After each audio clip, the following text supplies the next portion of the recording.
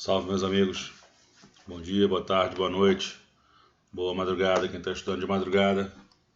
Chegamos a um assunto aí muito importante na cinemática, que é o movimento circular. Legal? Vamos analisar o comportamento da partícula executando movimentos do tipo circulares, tá? Bem, quando que ocorre o movimento circular? Quando a partícula executa uma trajetória descrita por uma circunferência. Então, tem o movimento circular, a circunferência é a nossa trajetória, ok?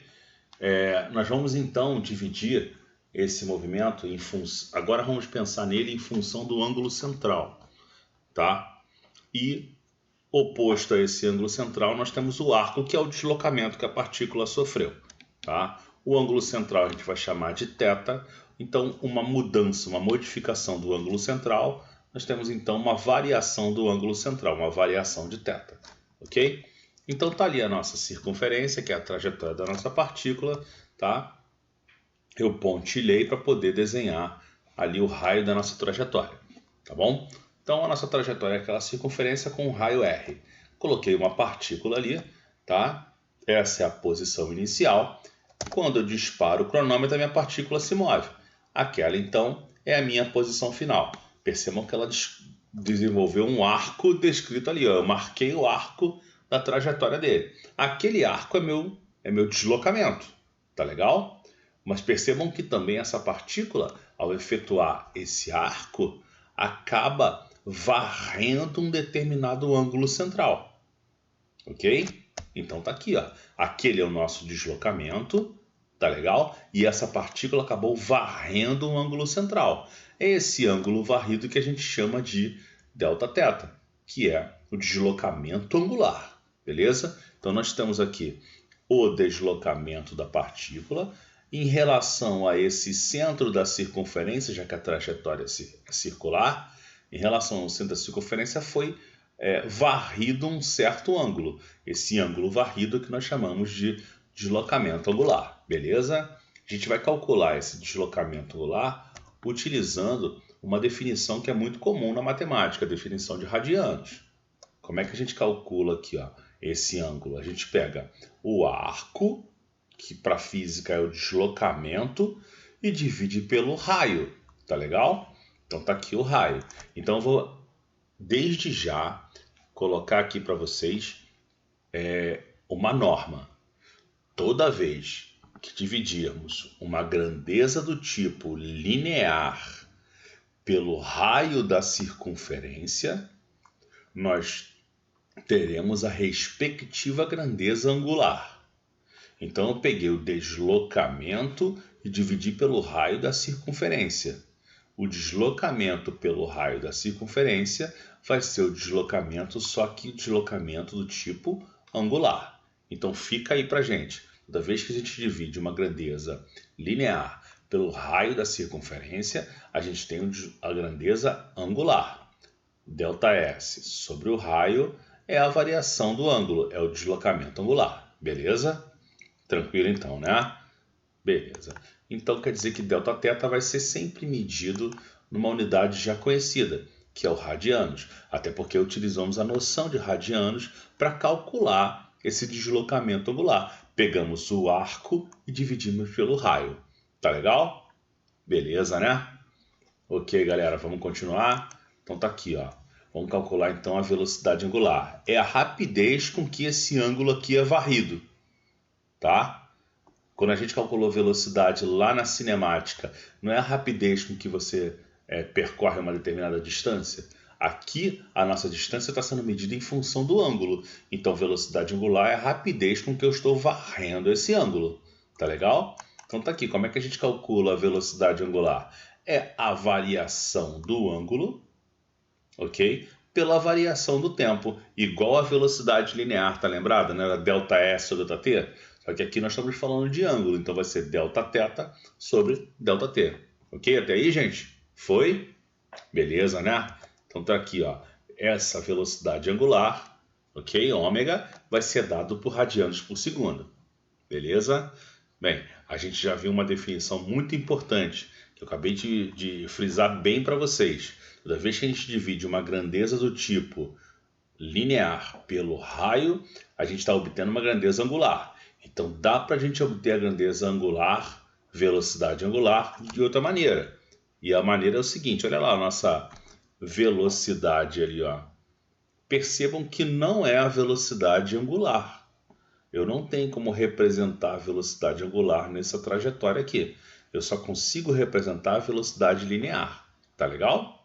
Então tá aqui a minha partícula executando um movimento do tipo circular. Bem, como é que eu calculo essa velocidade angular? É a grandeza linear velocidade dividido pelo raio. Então eu posso calcular dessa maneira se por acaso me foi informado o ângulo varrido. Ou posso calcular dessa maneira, naquela definição de radianos que a gente viu, né? Eu pego a grandeza linear e divido pelo raio. Tá legal? Bem, a gente vai encontrar a grandeza então linear, é só pegar o raio e multiplicar pela grandeza angular, tá? Isso aqui é importante, tá bom, gente? Ter essa noção de pegar uma grandeza linear, dividir pelo raio, obter a grandeza angular, tá bom? É muito importante. Como é que foi até aí, gente? Legal? Beleza. Tá vendo essa equação aqui? Ela me diz que esse vetor velocidade, tá? Que está aqui indicado, ele vai ser diretamente proporcional ao raio. Então, quando você tem raios pequenos, se isso aqui é pequeno, a velocidade também vai se manter pequena. Ah, mas Fábio, o ômega não pode aumentar? Não, veja como é ômega. Ômega não é o ângulo varrido pelo tempo? A dependência de ômega está no raio? Não, a dependência de ômega está no ângulo θ e no tempo. Então não vai influenciar no valor de V. V vai ser influenciado puramente por R, pelo raio da circunferência. Então, se você, por acaso, tem pequenos raios, tá legal? Você vai ter velocidades pequenas, ok? Então, se você tem maior raio, você vai ter velocidade maior. Ah, mas vai influenciar em ômega, sabe onde? Em número de giros que você vai ter. Se você fizer uma marimba, sabe o que é marimba, né? É uma pedra amarrada num fio, numa linha. Se você girar essa pedra sobre a sua cabeça num raio muito pequeno, ele vai executar muitas voltas, ou seja, vai percorrer muitos ângulos num intervalo pequeno. Tá legal? Agora, se você aumentar esse raio, ok? Aumentar esse raio, você vai aumentar esse R aqui embaixo, ó. Ao pegar essa velocidade e dividir por um R muito grande, eu vou ter a quantidade de giros menor, tá bom? Então nós vimos duas dependências. A primeira dependência é com essa velocidade aqui. Raios pequenos têm velocidade linear pequena. Alguns livros gostam de chamar de velocidade tangencial, beleza? Pode ser tangencial também, tá? Porque é tangente essa circunferência, tá? E a outra relação que é com o ângulo varrido, que é com a velocidade angular. Algumas pessoas chamam de frequência angular também, tá? Então, tá aqui, ó, essa velocidade, ok? Dividido pelo raio, a grandeza linear dividido pelo raio é a grandeza angular. Se esse raio aqui é grande, eu tenho poucos giros, tá bom? Se o raio é pequeno, eu tenho muitos ângulos varridos no intervalo de tempo. Agora vamos pensar na outra. Se o raio é grandão, a minha velocidade linear é grandona. Se o raio é pequeno, a minha velocidade linear é pequena. Ok? Beleza, né? Vamos para o próximo aí, galera. Vamos falar um pouquinho da aceleração angular. Ela provoca a variação da velocidade angular, tá bom? Então vai ser a variação da velocidade angular pelo tempo. A unidade vai ser a radianos por segundo ao quadrado, tá bom? Então, esse processo é normal. Então, vale aquela nossa observação. Você pegou uma grandeza linear, dividiu pelo raio, você tem uma grandeza angular. Pegou a aceleração tangencial, como alguns livros gostam de chamar, ou aceleração linear, ok? Dividiu pelo raio, você vai ter a aceleração angular. Tá legal? Beleza, né? Ok, galera? Então tá ali a mesma relação para multiplicar. Vamos falar então do movimento circular e uniforme. Esse movimento é circular e uniforme quando o módulo da velocidade angular é constante, tá? Aqui você vai ter os ângulos varridos em intervalos de tempos iguais são os mesmos. Então, se você em 1 segundo varreu 30 graus, por exemplo, você no próximo segundo também vai varrer 30 graus. Então, isso caracterizou o movimento circular e uniforme. Então, eu vou ter aqui a velocidade angular, ômega, como uma constante, tá bom? Então, vale a mesma equação do movimento uniforme, porém, tá vendo? Ó, no lugar de S, eu coloquei o ângulo. No lugar de S0, eu coloquei o ângulo zero. No lugar da velocidade, eu coloquei a velocidade angular. Então, vale a mesma equação para o movimento uniforme aplicado no processo aqui, aplicado no movimento circular uniforme. Tá legal? Bem, galera, vamos falar então, devido a esse movimento acontecer, por isso que esse movimento acontece. Por quê? Porque ele tem, então, intervalos de tempos periódicos, intervalos de tempos de mesmo valor, por isso que a gente chama ele de período. Tá? Então, o que é o período de um movimento? É aquele intervalo de tempo para ele completar uma volta. E o próximo intervalo de tempo vai ser igual ao primeiro, já que nós estamos falando de movimento circular e uniforme, a velocidade angular é constante, então por isso que o meu movimento ele é periódico. Tá? Então agora eu não vou chamar mais de T, de ΔT, eu vou chamar de Tzão, beleza? Porque ele vai ser indicado por esse T maiúsculo, então o movimento passa a ser periódico quando? Quando se ele gastou 2 segundos para completar uma volta, a segunda volta ele também vai gastar 2 segundos. A milésima volta ele também vai gastar 2 segundos. Tá? Isso significa um movimento periódico. Isso só vai ser aplicável ao movimento circular e uniforme. E o que é frequência? Frequência mede a quantidade de eventos que aconteceram dentro de um período. Então, se o cara dá 2 voltas em 1 segundo, tá bom? Então ele mediu a quantidade de eventos dentro de um determinado período, ok? Então, frequência mede a quantidade de eventos. E como é que essas duas grandezas estão relacionadas? Uma passa a ser o inverso da outra. Frequência é o número de eventos por unidade de tempo. Qual é o menor evento possível, meus amigos? Não é 1? Qual é o tempo de um giro? Não é chamado de período? Ah, mas se você fez isso para a primeira volta, eu posso fazer para a milésima, desde que eu use o tempo da milésima, até a milésima, né? Ah, mas por que vai dar igual? Porque é um movimento circular e uniforme.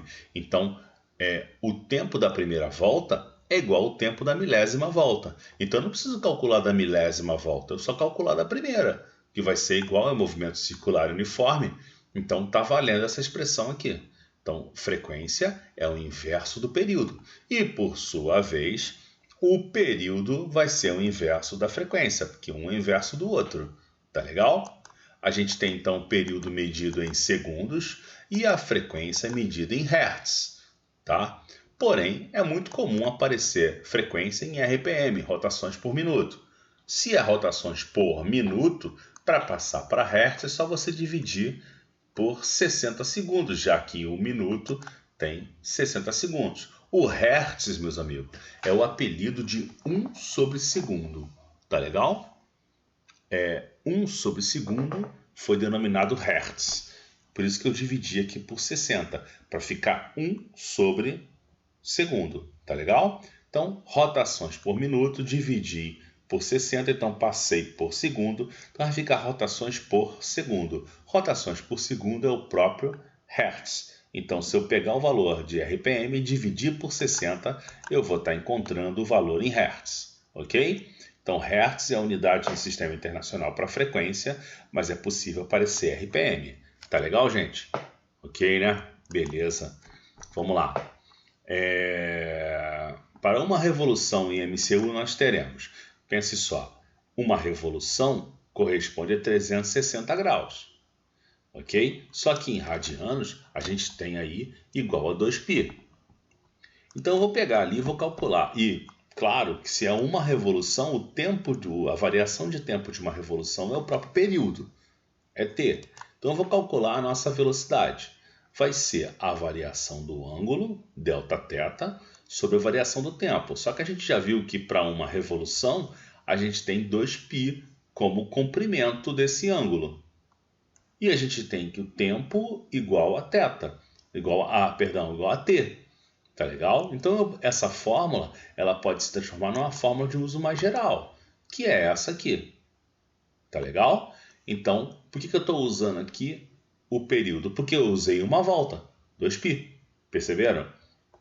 Então, se eu calculei isso para a primeira volta, eu posso calcular isso para a 10ª volta, para a 1000ª volta, até para meia volta. Já que o movimento é circular e uniforme, esse tempo aqui é igual em todas as voltas. Tá? Então, chegamos numa equação aqui que mede a velocidade angular em função do período.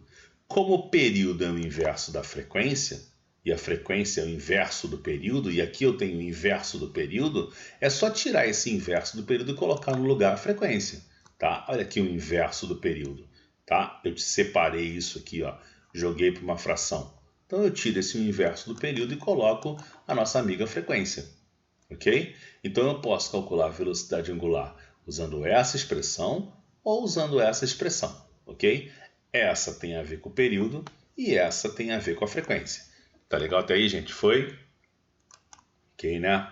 Movimento circular uniformemente variado. Então agora você passa a ter no movimento a presença de uma aceleração angular. Tá? E isso então modifica as nossas expressões. Essa é a nossa equação para velocidade. Velocidade angular é igual a velocidade angular inicial mais a aceleração angular vezes o tempo. Tá legal? Temos então a nossa expressão de Torricelli adaptada para o movimento circular. Tá? Essa é a nossa velocidade final ao quadrado, velocidade inicial ao quadrado, mais 2 vezes a aceleração angular pela variação do ângulo, tá legal? O ângulo varrido, ok? E por fim, a nossa expressão do deslocamento, tá? Percebam aqui, ó, é a aceleração, velocidade angular inicial, o ângulo inicial e o ângulo final. Então eu adaptei as equações lá do movimento uniformemente variado para o movimento circular uniformemente variado. Tá legal, gente? Beleza, né? Ok. Vamos falar um pouquinho então de engrenamentos e transmissão de movimento, tá? Isso é importante que a indústria faz e o mecanismo qualquer que você conheça, os mecanismos industriais, mecânicos, metalmecânicos, utilizam esses processos de transmissão de movimento. Você pode aumentar o número de giros ou diminuir também o número de giros, tá bom? Vamos falar um pouquinho do tipo de engrenamento onde você tem as duas polias unidas pelas extremidades ou unidas por correias, tá? Então vamos apresentar uma figura aí, a gente pode ver exemplos disso aí. A gente tem aqui um engrenamento, né, duas engrenagens, tá? Só que nesse tipo de engrenamento, as polias giram em sentidos opostos, tá vendo? Essa menor gira para um sentido e a maior gira para o outro. A mesma coisa também aqui, ó, tá? Só que nesse caso aqui as polias podem patinar. Aqui não, com engrenamento elas não patinam, tá? Aqui, por exemplo, pode ser um exemplo muito importante disso, é a engrenagem lá das trocas de marchas do seu carro. Não podem patinar, tá legal? Agora, as correias que ligam o motor ao motor de arranque, que ligam ao restante do carro, são correias que são lisas porque não tem importância delas patinarem, porque elas vão transmitir movimento por si só, tá legal? Esse tipo de engrenamento inicial, a gente tem a troca do sentido, tá legal? Eles giram em sentidos contrários.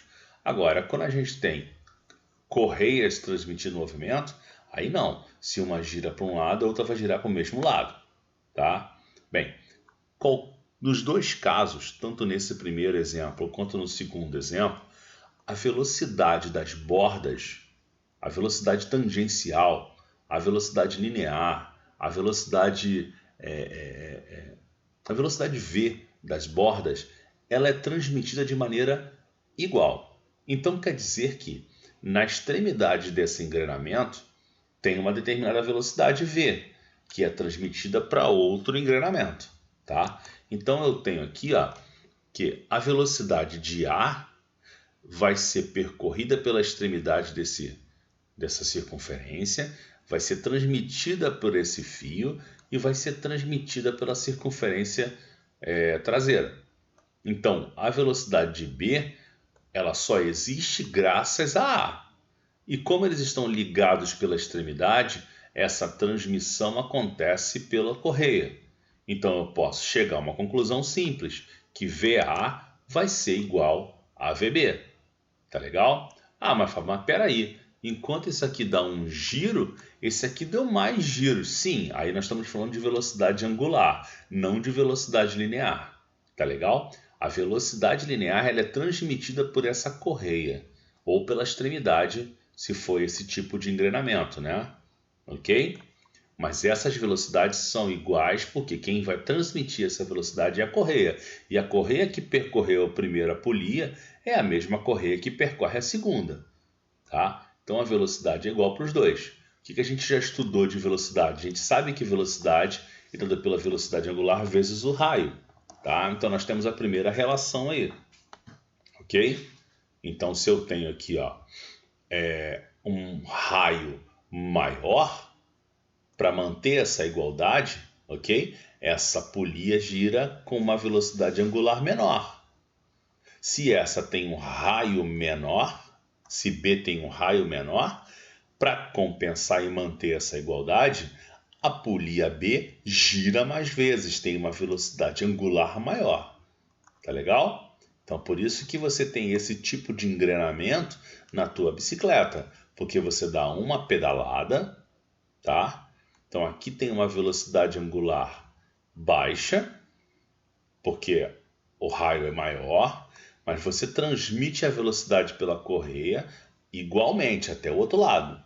Aí o outro lado converte, pega com um raio pequeno e fala assim, olha, se eu tenho um raio pequeno, como é que eu faço? Eu vou compensar com giros. Então eu dou mais giros, ok? Por isso que você consegue movimentar lá a sua bicicleta. Então esse é o engrenamento adequado da sua bicicleta.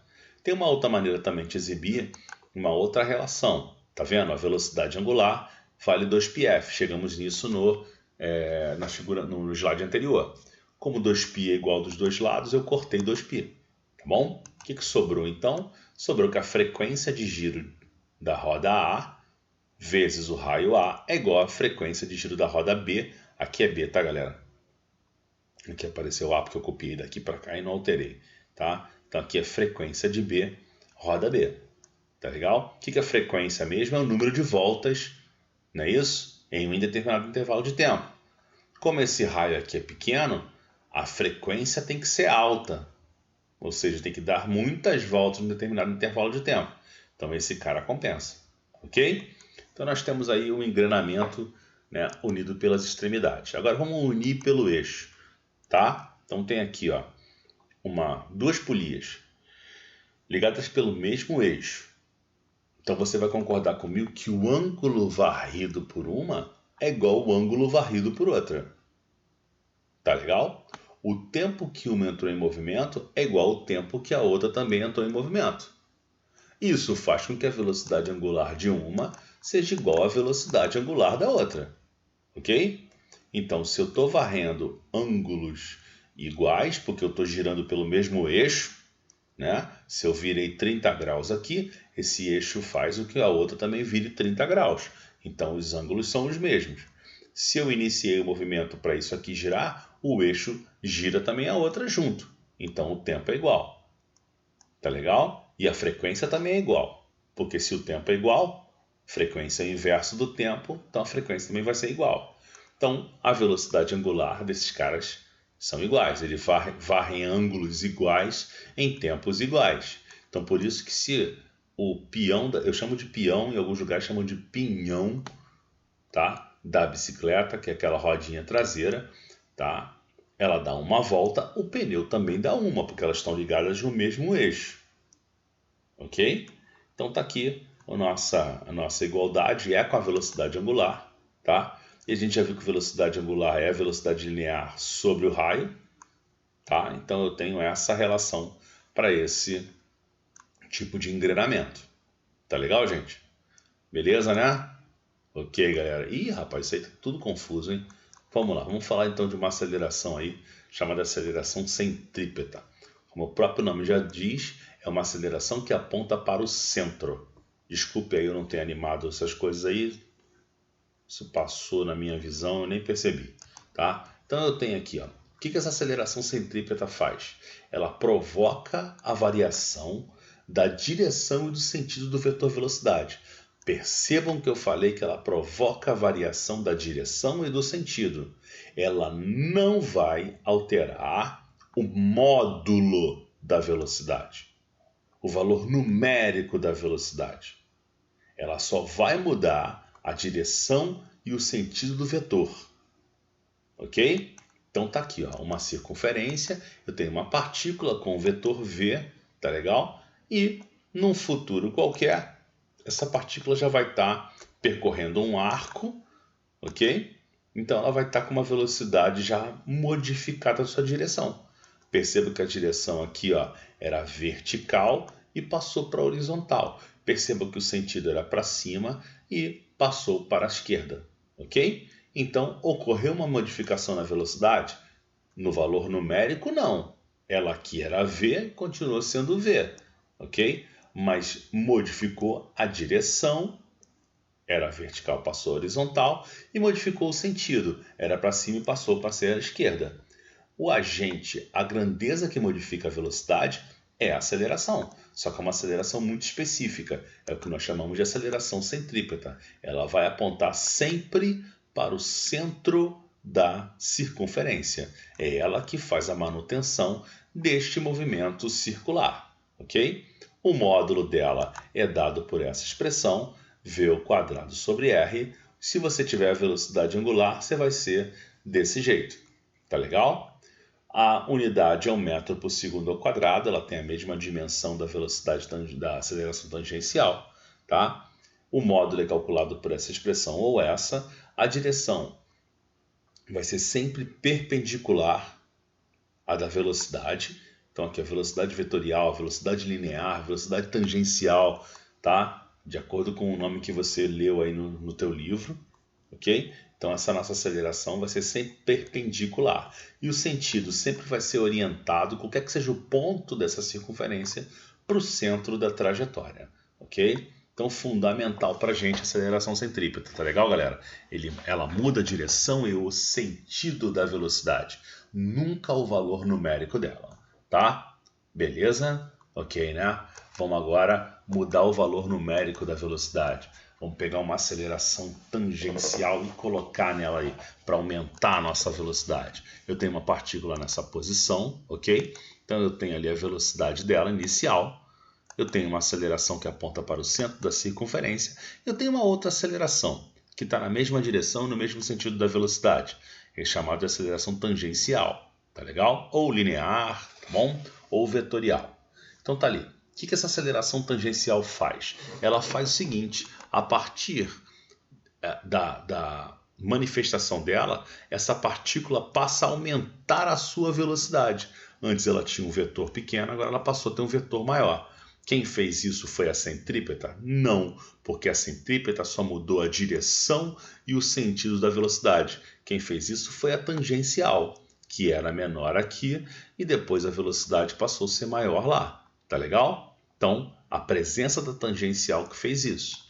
Então tá lá, a centrípeta que não muda o módulo, só mudou a direção e o sentido, e tá a tangencial que aumentou o módulo dessa velocidade, ok? Bem, olha o que eu vou fazer. Eu vou pegar esses dois vetores, aceleração tangencial e centrípeta, e vou desenhar aqui, ó, aceleração tangencial e aceleração centrípeta, ok? E vou calcular a resultante entre eles. Então tá aqui a projeção da centrípeta e tá aqui a projeção da tangencial. Ligando a origem com a extremidade, eu tenho a nossa aceleração resultante, ok?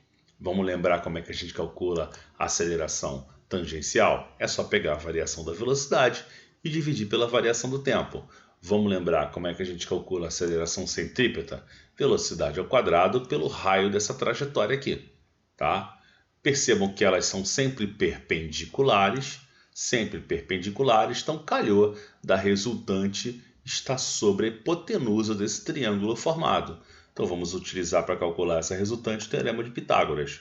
Tá legal? Então essa aceleração resultante ao quadrado vai ser a centrípeta ao quadrado mais a tangencial ao quadrado. Então essa resultante está apontando para cá, ó. Ok? E aqui ela apontava para cima. Tá legal? Foi? Legal, né, gente? Beleza. Meus amigos, vamos encerrar aqui. Esse módulo foi um módulo de movimento circular, tá legal? A tua apostila, ela é vasta nisso aqui e alguns lugares, algumas coisas ela não colocou e eu completei, tá bom? Então fica aí para tu resolver exercícios desse módulo, tá bom? Para você praticar e fixar. Nosso próximo encontro eu vou trazer então alguns exercícios corrigidos aí, comentados pra gente fixar. Beleza? Fiquem com Deus. Até a próxima, gente.